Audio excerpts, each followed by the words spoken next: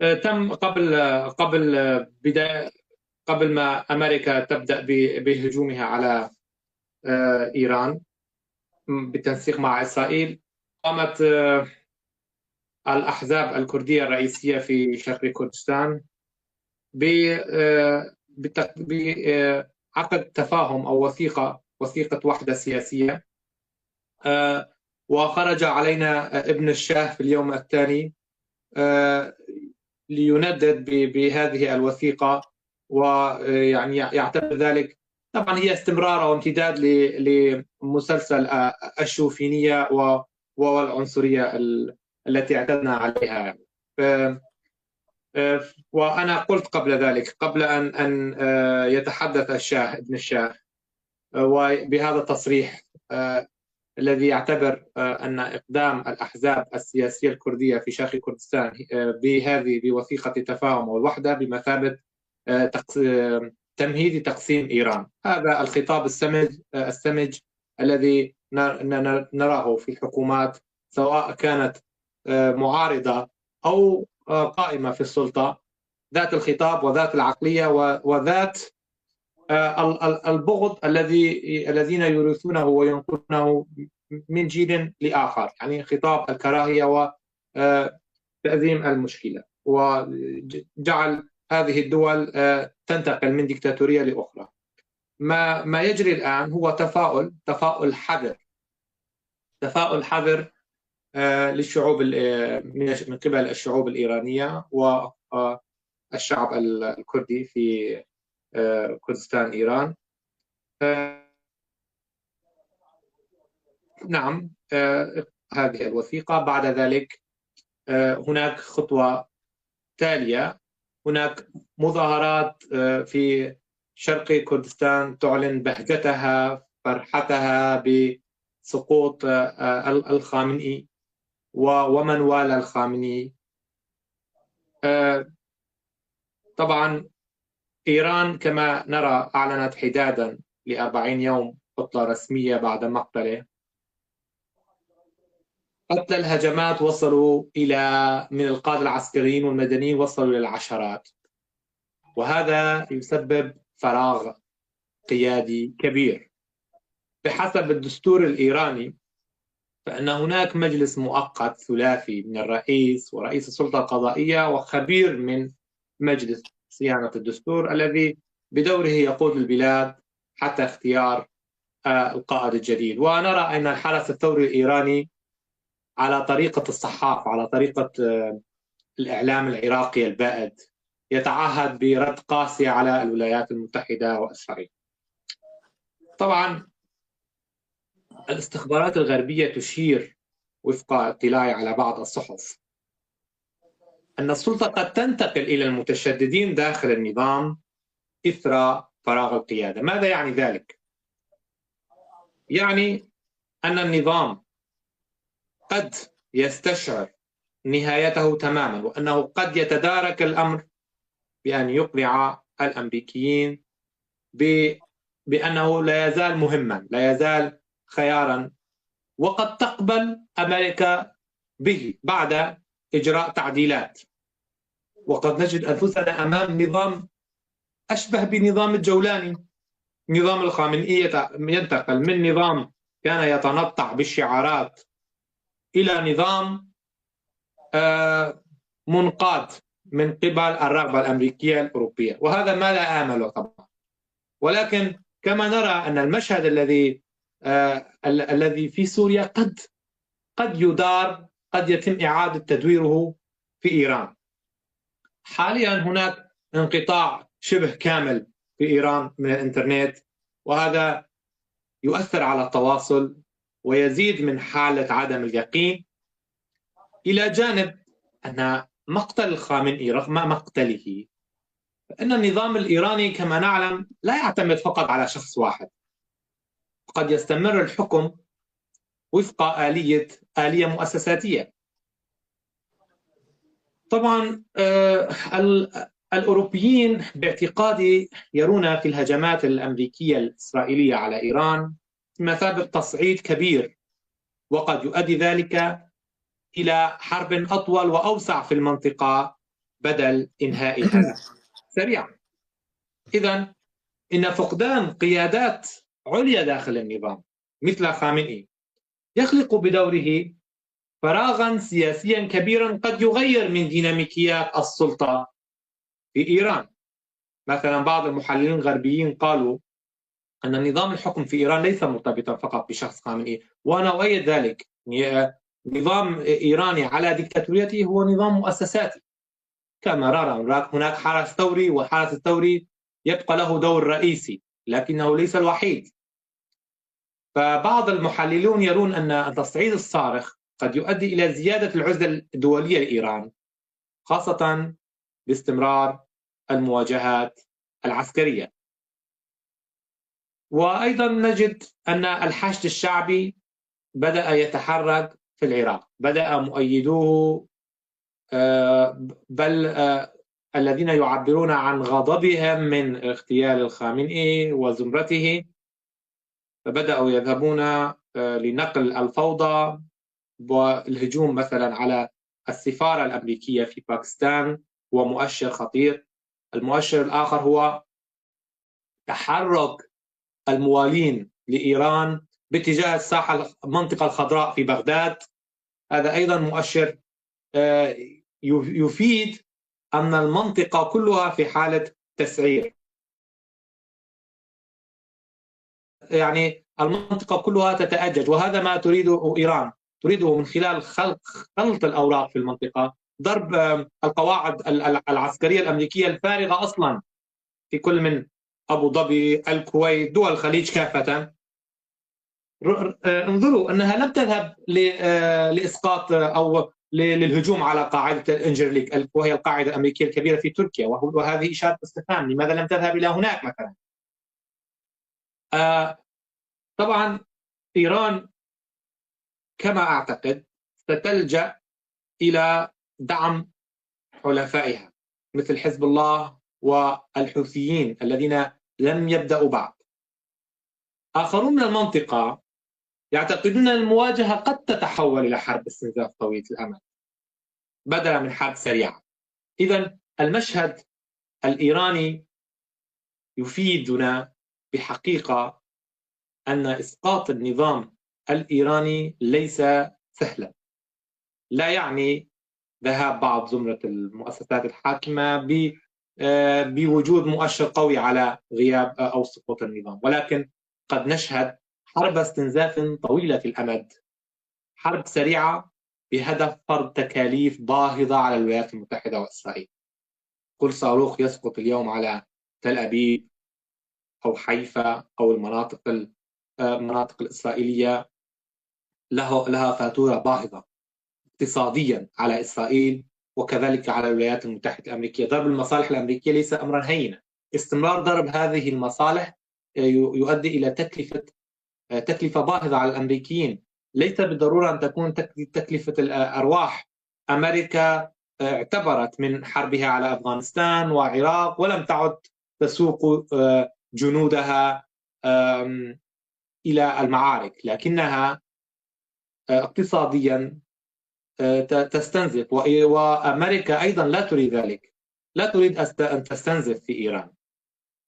هناك أيضا تحليل اقتصادي يشير أن الصراع الحالي قد يؤدي إلى ارتفاع أسعار النفط عالميا، بخاصة إذا انقطع العبور عبر مضيق هرمز. أنا الآن أرى بعض الحركة هنا في ألمانيا مكان تواجدي، الناس بدأت تتحدث تقول إن إغلاق مضيق هرمز يعني ارتفاع الأسعار في الماركتات في كافة أنحاء أوروبا. أيضا ثمة محللون يشيرون أن استمرار المواجهة قد يدفع بعض الدول الأوروبية والدول العربية إلى السعي لحل دبلوماسي سريع لتجنب الحرب الأوسع، مثل ما نرى هناك تصريحات من الإمارات بوجوب التهدئة، تركيا، وسنشهد هذه التصريحات ستزداد في الأيام القليلة القادمة. الحرس الثوري هنا أعتقد بغياب هذه الزمر وبعد اغتيال الخامنئي سيكون القوة الفاعلة، وقد يحافظ على استراتيجية دفاعية وعسكرية قوية. إذن ما نراه بشكل عام أن الصراع سيمتد، سيزداد تعقيدا، وقد تكون هناك تقوم بعض الدول سواء كانت إقليمية أو أوروبية تدعو إلى التهدئة مقابل ضغوط تصعيدية، بينما هناك أيضا دور إقليمي لحلفاء إيران في المنطقة. هذا الدور سوف يتنامى، ولا أعتقد أن الأمور ستسير كما ترغب به أمريكا وكما ترغب فيه الشعوب الإيرانية. هذا هو اعتقادي رغم أنني لا أتمنى ذلك. هذا ما أرى الآن. بدنا نحكي بموضوع السيناريو التفاؤلي اللي طرحه الأخ. طبعا هذا السيناريو وارد كمان، يعني التيار هذا اللي بينحاز أن الأمور رح تذهب كما نشتهيه على الأقل، لأنه هذا النظام رح يجحش للأخير. مثلا النظام الإيراني بطبيعته إيديولوجي أمني، أكيد ما رح يتنازل تحت الضغط. بنية النظام ليست شخصية بطبيعتها، بل هي بنية مؤسساتية، مثل في مرشد أعلى، في مجلس صيانة الدستور، وفي حرس ثوري. طبعا التجربة التاريخية لإيران، حرب الثمانينات مع النظام العراقي البائد، العقوبات التي حدثت على إيران، اغتيال قاسم سليماني، أظهرت قدرة هذا النظام على امتصاص الصدمات، إلى جانب أن التنازل الكبير أمام واشنطن قد يفتح الباب لانهيار داخلي أسرع من المواجهة. وفق هذا المنطق، النظام قد يرد بشكل مباشر عبر أذرعه الإقليمية، من خلال الحوثيين، من خلال الحشد الشعبي، من خلال حزب الله، ويشدد القبضة داخليا، بمعنى سقوط المزيد من الضحايا، مزيد من التظاهرات، وهذا يؤجل أي تفاوض جذري. طبعا في سيناريو آخر أنا أرجحه أكثر، سيناريو هذا براغماتي. هذا الاتجاه يقول أن طهران قد تتراجع تكتيكيا لتفادي انهيار استراتيجي.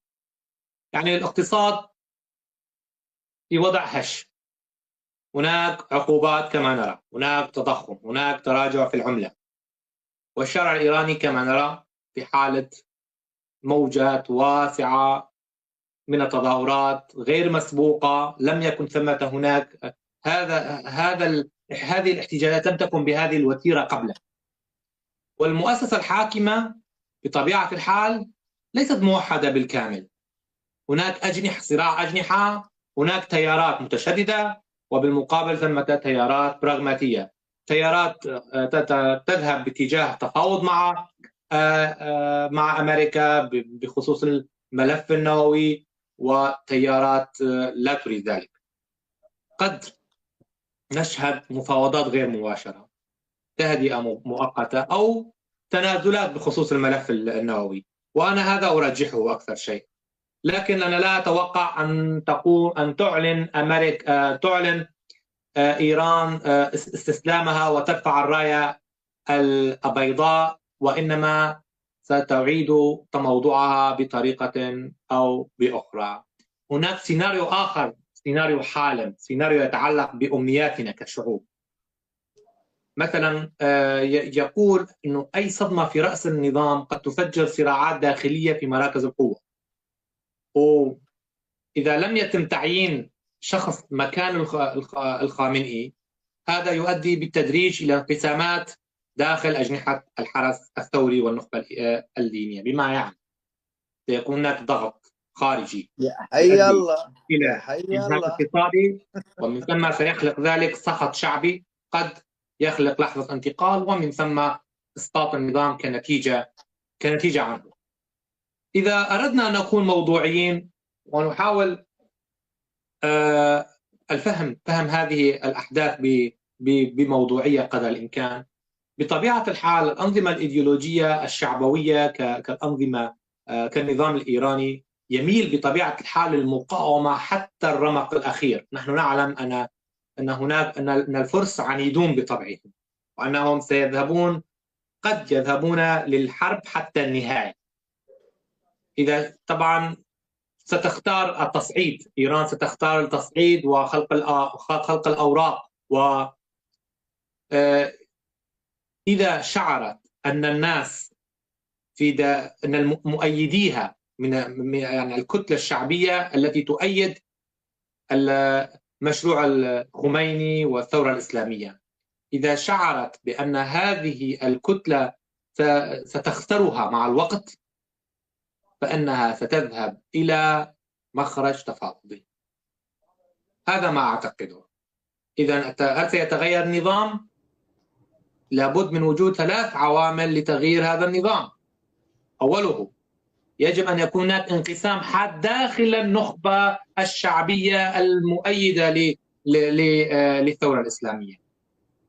الحراك الشعبي المناهض الواسع رديف، ولكن يجب أن تخسر القيادة الإيرانية حاضنتها الشعبية أولا. طبعا الضغط الخارجي سيكون مستمر وبلا شك هو مؤثر، لكنه ليس بالضرورة أن يكون سببا لإسقاط النظام. إذن الانهيار السريع وفق المعطيات الراهنة غير مرجح، والتنازل الكامل أيضا غير مرجح. الأكثر احتمالا سيكون هناك تصعيد محسوب، ومن ثم تفاوض غير مباشر بما معناه إدارة الأزمة الطويلة حفاظا على ماء الوجه من الذي قد تخسره القيادة الإيرانية في حال لم تجد إدارة التوازنات في المنطقة.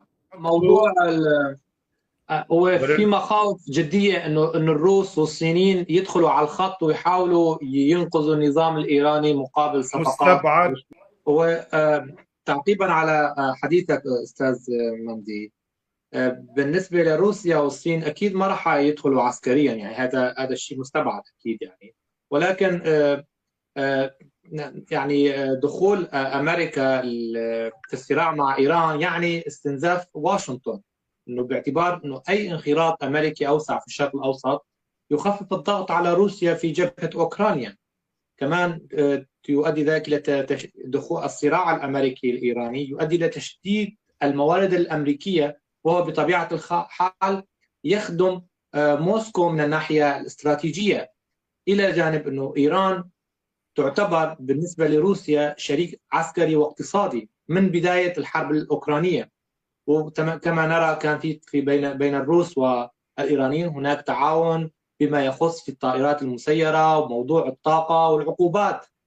أيضا التصعيد في الخليج قد يرفع أسعار النفط طبيعي، وهذا بطبيعة الحال يفيد روسيا، يفيد الاقتصاد الروسي على المدى المنظور. وطبعا بطبيعة الحال نرى أن روسيا هي غارقة عسكريا في أوكرانيا، ولا تستطيع بطبيعة الحال أن تتدخل بما يخص الصراع الإيراني الأمريكي. مع ذلك هي مستفيدة من الناحية السياسية والاقتصادية. هلا ننتقل للصين، وهون ممكن نقول أن الصين هي أكبر مستورد للنفط الإيراني والخليجي. الصين تنزع دائما أنه تعمل نظام دولي متعدد الأقطاب. يعني مثلا موضوع الوساطة السعودية الإيرانية تدخلت الصين حتى تعزز صورتها كمسؤولة وكقوة مسؤولة. بطبيعة الحال الصينيين يعني يكرهون الفوضى بموضوع أسواق الطاقة، واقتصادها يعتمد على الاستقرار العالمي. يعني بطبيعة الحال هي أيضا غير مستفيدة من هذا الصدام المباشر بين أمريكا وبين إيران.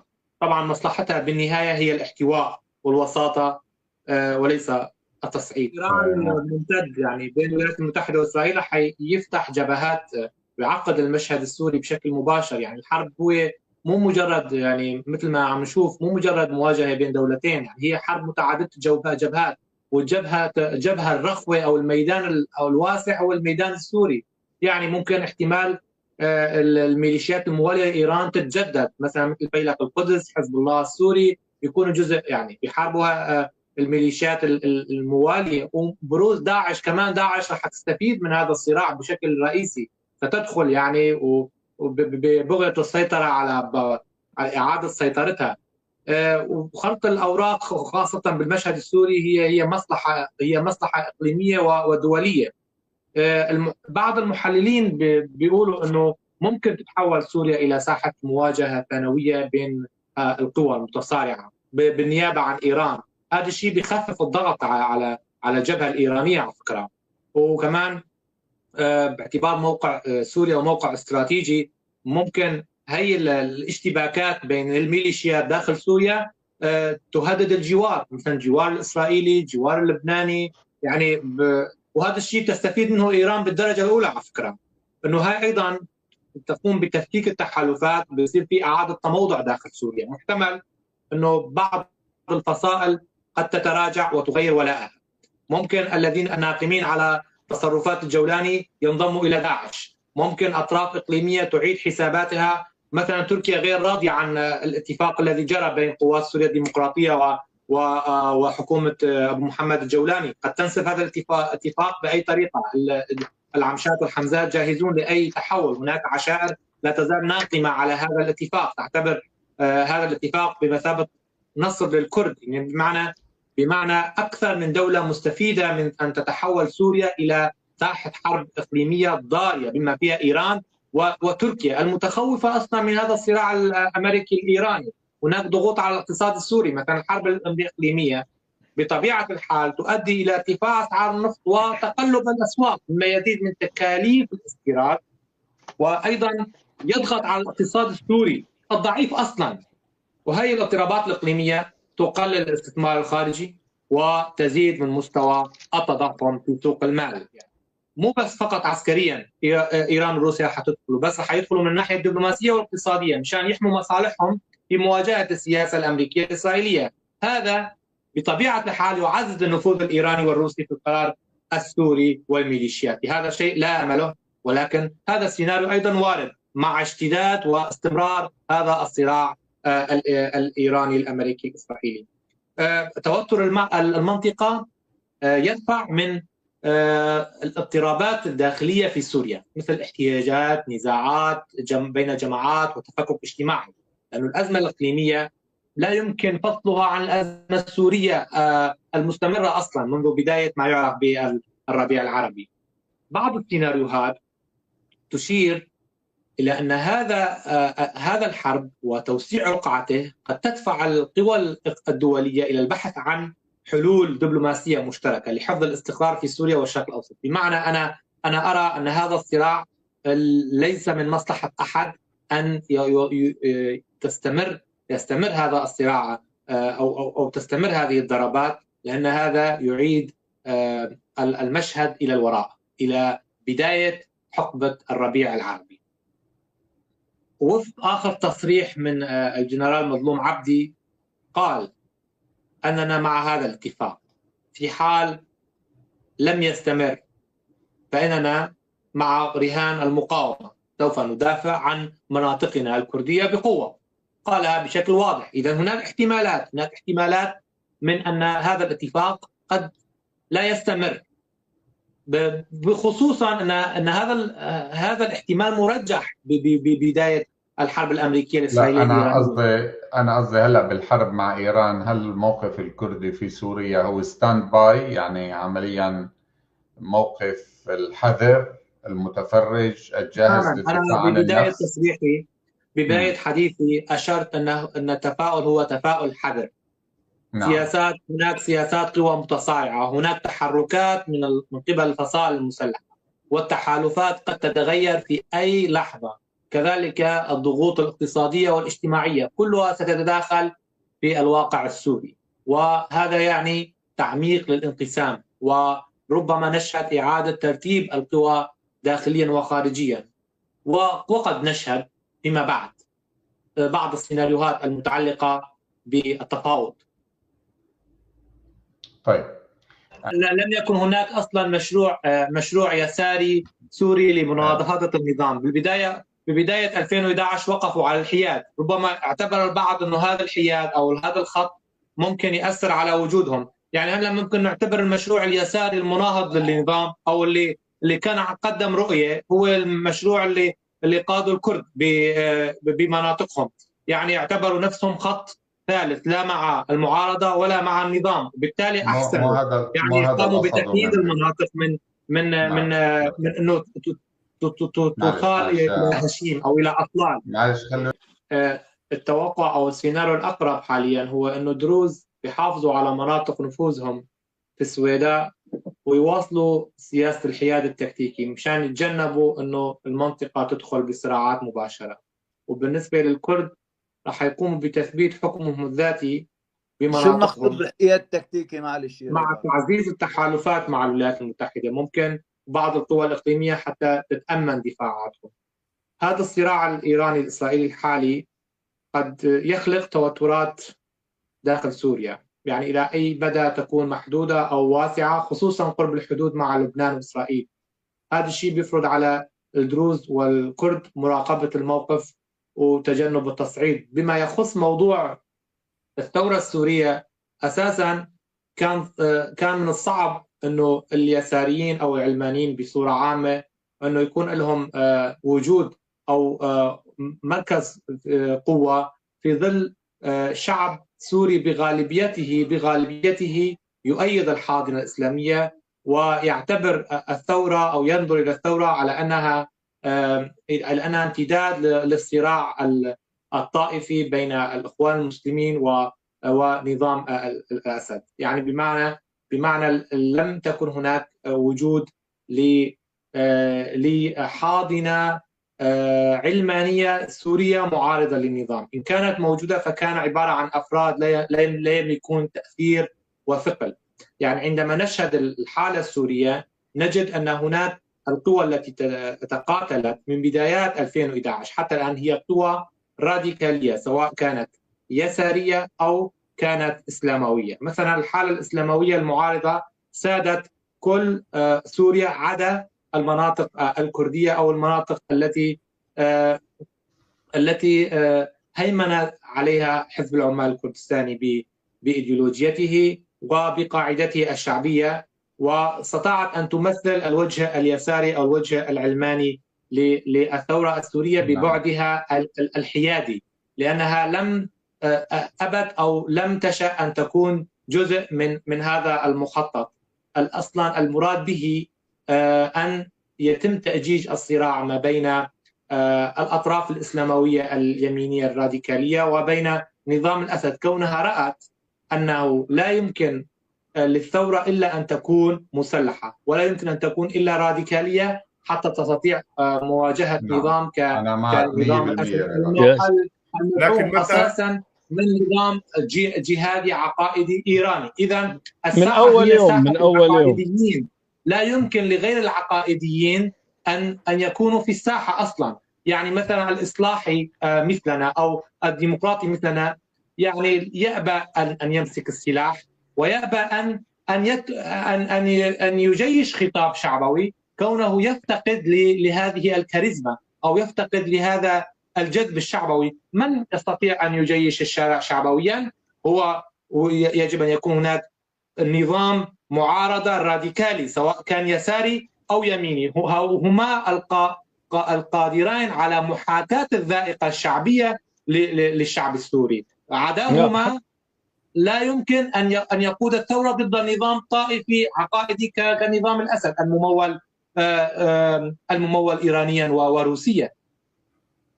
من أول لحظة أصلا كان التجيش طائفي، من أول لحظة صارت، من أول كان طائفيين، كانت طائفية، غير قادرين على حمل السلاح وغير قادرين على خلق نظام شعبوي أو خطاب شعبوي، لا يمتلكون هذه الكاريزما، لذلك لم يستطيعوا أصلا أن يقودوا هذا الحراك المعارض لهذه الأسباب. في الأساس ما قبل 2011 لم يكن لديهم حاضر ولم يكن لديهم إرث دموي مع نظام الأسد. من كان لهم هذا الإرث الدموي؟ هو جماعة الإخوان المسلمين، التشكيلات والحاضنة الموالية لها المتواجدة في حماة وإدلب وحلب، بهذه المناطق التي تعتبر الكتلة الشعبية للإخوان المسلمين أو للتوجه اليميني السلفي. وريف دمشق. اليوم ما كان في غير الكرد علمانيين وبدهم ديمقراطية، ولذلك حوربوا ولذلك أوجد الداعش. الجناح، أنا بس بدي أرجع، أنا دائما بأكد عليها يا ناس، ياهو نص سكان المدن في الداخل هم تركمان أتراك يا ناس، ياهو بحمص أنا بقولها للمرة الألف، بيت الأتاسي وبيت السباعي وبيت الحسيني وبيت الجندي بيت درويش وبيبداك وبوظو كلهم هذول أتراك. الجناح التركي هو الجناح الذي تأسلم وأصبح إخوان مسلمين ومشي بخط تركيا، ولم يبقى، ما كان في غير الأكراد علمانيين، ولذلك لليوم حاطين راسهم براس الكرد وبدهم يبيدون عن بكرة أبيهم. هاي هي الحقيقة. لذلك هو ما كان في معارضة، المعارضة أصلا غير موجودة، يعني معارضة سورية يعني عمليا نحن لك يا جماعة، يا لك إذا رياض الترك صار إخوان المسلمين لولا شوي يجنن يا دعا جماعة. الى اماره اسلاميه، دعا الى اماره اسلاميه، يعني ميشيل كيلو اللي كنا نقسم فيه يعني ايام ما قبل 2011، يعني تحررت وجوههم كلهم سقطت اقنعتهم، يعني اكتشفنا انه ميشيل ما في كيلو جورج ارخص من صبرا يا ولاءات. ريبر. طبعا بالنسبه لنا نحن توقون لهذا اليوم، وبانتظار هذا اليوم وثيقة التفاهم التي حصلت بين الأحزاب الكردية الرئيسية في شرق كردستان تعد مثال كبير. التضامن الشعبي غير المسبوق ما بين جميع أبناء كردستان كافة أثناء حربنا الأخيرة مع حكومة أزلام الجولاني والميليشيات الإسلاموية التابعة لتركيا، ده لأكبر مثال. استطعنا إعلاميا وعسكريا ودبلوماسيا أن نمد علاقاتنا وأن نثبت أننا نستحق الحرية بالفعل، واستطعنا المحافظة على خطنا العلماني التحرري القومي أيضا، وفعلنا ما يجب فعله، ونحن بانتظار المزيد من الدعم والتنسيق والتواصل الجاد بيننا وبين كل من لهم مصلحة في بروز الكيان الكردي الحليف للغرب والولايات المتحدة الأمريكية وإسرائيل، إسرائيل كحليف إقليمي. التحرك الشعبي دائما موجود. نحن اصلا يعني ككرد كحراكنا يشهد له بالبنان، سواء في الخارج ام في الداخل. نحن دائما في حاله الرباط في الشارع، وفي ايضا نحن قريبون من مراكز القرار. اعلامنا يتوجه في كل مكان، ونحن في اكثر مما مضى في حالة اشتعال وحالة تأهب للاستفادة من المتغيرات والمستجدات الجديدة في المنطقة. نحن خاصة في آذار، ونحن على موعد مع نوروز، والذي نتمناه لنا ولجميع الأحرار والديمقراطيين أن يعم السلام في منطقتنا والازدهار. بالنسبة لنا أقولها مثلا من منطلق كوني من غربي كردستان، من روج آذار كردستان، لقد خذلنا من هذا التخلي أو النسبي للولايات المتحدة الأمريكية عنا، واليوم فرنسا تحاول ملء الفراغ الذي وضعته أمريكا في غرب كردستان. هذا الاتفاق الموقع لم يكن نتمناه بالفعل. كنا نأمل دعما أكبر من قبل أصدقائنا وحلفائنا، ونأمل ذلك خصوصا مع اشتداد هذا الصراع ما بين إسرائيل أمريكا مع إيران. نأمل بأن يكون هناك وقفات جدية وعلاقات من مختلف الصعود بيننا وبين حكومة إسرائيل وقيادة إسرائيل، وأن يكون هذا التنسيق على بمختلف الصعد والمستويات لنحاول أن نحقق مصالحنا في المنطقة وأن نسهم في هذا التغيير. الحراك الشعبي الكردستاني يتواصل في إيران، وكذلك حزب الحياة الحرة اليوم أحد قياداتها دعت إلى الاستعداد والتأهب لإسقاط النظام في إيران. كل هذه الخطوات، هذه التصاريح وهذا التأهب يدل على رغبة الشارع الشعبي كردستانيا على الأقل في إيران في تلقف المستجدات الجديدة والتغيرات الجديدة والاستفادة منها على صعيد وحدة الشارع الصف الكردي، وكذلك التنسيق، انتظار التنسيق والتعاون من أجل تحقيق هذا الهدف الذي نأمله. لأن تعتبر سقوط النظام في إيران بمثابة السقوط الثاني للنازية، وسنحصد ريح هذا السقوط جميعنا، جميع الشعوب والدول ستستفيد من إيران بلا تطرف، إيران بلا نظام الخميني. وأيضا أعيد وأؤكد أن التصريح الأخير من قبل ابن الشاه يمثل امتدادا لتلك السياسات الشوفينية القمعية الرافضة لحقوق وتطلعات الشعوب الإيرانية ومن بينها الشعب الكردستاني. اعتبر وثيقة التفاهم ما بين أحزاب شرق كردستان بمثابة خيانة أو محاولة تقسيم لإيران، وهذا التصريح يذكرنا كثيرا بالتصريحات التي نسمعها من تركيا أو نسمعها من حكومة أبو محمد الجولاني، وكذلك سمعناها كثيرا من حكومة النظام العراقي البائد وأزلامه الذين أصبحوا الحكومة الجديدة في العراق. لهذا إذا أردنا بالفعل أن نحصد ثمار هذا التغيير علينا بالمسارعة بتوطيد تعاوننا وتواصلنا وتنسيقنا فيما بيننا، نحن كأحرار، كناشطين، سياسيين أو اجتماعيين، وكذلك كمؤسسات ضاغطة على توجه الحكومات ودفعها لأخذ مصالح الشعوب بالحسبان. وهذا التغيير سيكون بالنسبة للجميع ذهابا نحو الأفضل، نحو التقدم، وليس نكوصا أو رجوعا للوراء. أشيد أيضا بالمظاهرات التي عمت تل أبيب قرب السفارة الأمريكية. كانت هذه يعني بالفعل بادرة أثلجت صدورنا ككرد يعني. وأيضا نثمن جدا وعاليا مواقف حكومة إسرائيل من استفتاء.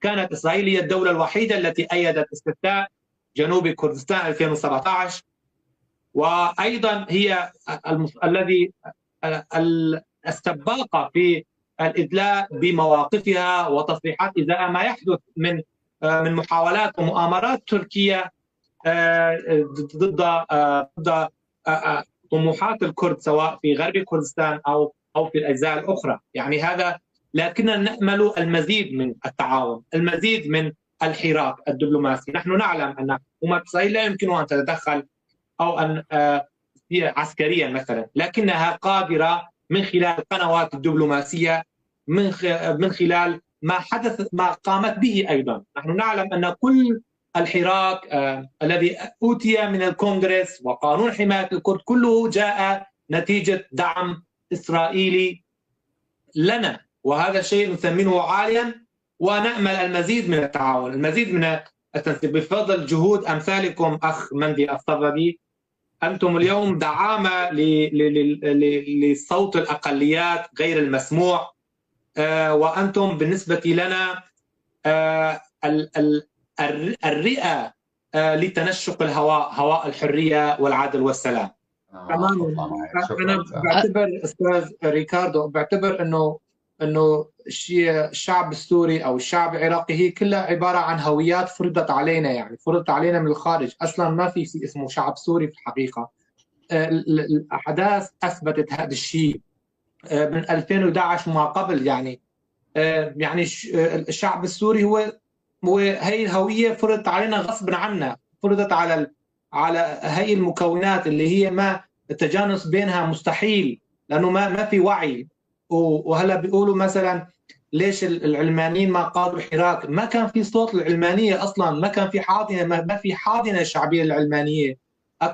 غالبيه الشعب السوري بطبيعته سلفي، بطبيعته متعطش للقاعده ومتعطش خاصه اللي بالارياف، خاصه المحيط العشائري. يعني مثلا بكفي انه لازم تقنعهم، تغلف كل فكره بخلاف قال الله وقال رسول الله حتى يتبعوك. اذا ما تحكي معهم بهي الطريقه ما بيفهموا لا ثوره ولا بيفهموا بالوعي ولا بالهويه. انا ما ببالغ بهذا، انا هذا من منطلق تمحيص وبحث ومعاشره. يعني نحن نعلم انه هلا اللي بيقولوا دائما بيحطوا الموضوع على الخارج، والله الخارج هو اللي جاب الجولاني. هو هذا موجود منا وفينا، يعني امثال الجولاني موجودين بكثره في سوريا. يعني لولا لم يكن الجولاني كان غيره، كله من الداخل. يعني الصناعه داخليه بامتياز، مو شيء اجى من فوق علينا. ولكن لا دائما هلا لما نحن هلا بنعمل خلل، ما بنسد الفجوات، طبيعي اللي برا رح يستفيد من هذا الخلل وهي الفجوات ويشتغل فينا مثل ما بده. نحن كمجتمع غير متدين بطبيعه الحال، التدين عندنا ضعيف خاصه بغرب كردستان. يعني انا يعني ما في عندنا سلفيه وما في عندنا احزاب دينيه. انا بشوف ضمن بوتقد يا رجل عمل هي التشكيله، يعني مشان يرضي حوله بيقول والله نحن يعني مو كل اللي بيناصرونا عرب، في اكراد كمان. طبعا في اشخاص مستفيدين، يعني في مثل بوطي وكفتارو ما بيعرفوا يحكوا لغتهم اصلا. يعني في كمان حتى حكومه الجولاني كمان عملت كردت بعض اشخاص من مؤيد لها وقالت انه هدول قدمتهم ككرد، يعني مشان يقولوا انه والله نحن عندنا تنوع ونحن ما عم نتفرد بقرارنا. يعني هي الالاعيب ما بتنطلي على حدا، المفروض ما نستخدمها كمثال حتى نحكي. يعني مجتمعاتنا بشكل عام، المجتمع الكردي في سوريا مجتمع علماني بامتياز. بشكل عام صح، بشكل كرد. يعني استاذ ريكاردو حاليا مسؤولة المرأة بوحدات حماية المرأة روهات عفريني ببروكسل، وحاليا عم تعمل، يعني عم توصل صوتها للبرلمان الأوروبي. معنى أنه هي الحكومة الحالية ترفض وجود هذا اللواء أو فوج النساء ضمن حكومتها، لأنه يعني وحاليا عم تجري مباحثات، يجري اجراءات، يعني ضغط غير مباشر على الحكومه مشان تقبل وجود وحدات حمايه المراه كوحدات قاتلت الارهاب اسوة بالرجل، ما بجنب الى جنب مع الرجل في حرب. كانوا سباقين، بسيط. اللي تفضل استاذ عمر قال انه اخذ عينه انه في بعض الكرد كانوا بحقبه الشيوعيه ما قبل الاتحاد السوفيتي كانوا متناغمين مع الحاله الشيوعيه، بعد ما انهار الاتحاد السوفيتي صاروا اسلاميين مباشره. انا يعاب على الحركه الكرديه انها بعد الاتحاد السوفيتي ظلت على موقفها اليساري. يعني هذا الشيء كنا نطرحه مرارا ضمن مجالسنا، يعني ضمن نقاشنا السياسي، انه ليش العرب حين بعد الاتحاد السوفيتي فهموا قرأوا المرحله صح وايدوا الامريكان، الا نحن ضلينا على الحاله انه ما فهمنا حقيقه المشهد، انه حقبه الاتحاد السوفيتي خلصت. وهلا في فرق بين الكرد الغير ناطقين بالكرديه، يعني اللي مختلطين، اللي عايشين بين العرب، مثل اكراد حماه نفوسهم 700,000 واكراد اللي باللاذقيه والكرد اللي بركن الدين، هدول يعني متناغمين مع الحاله البيئيه العربيه. يعني لهيك اذا ظهرت بعض هي العينات، ولكن هن استثناء مقارنه مع ما كان يؤخذ عليه الحركه الكرديه، انه ما استوعبت المرحله بعد انهيار الاتحاد السوفيتي واصرت على تشبثها بالتقاليد اليساريه. يا دكتور ريكاردو،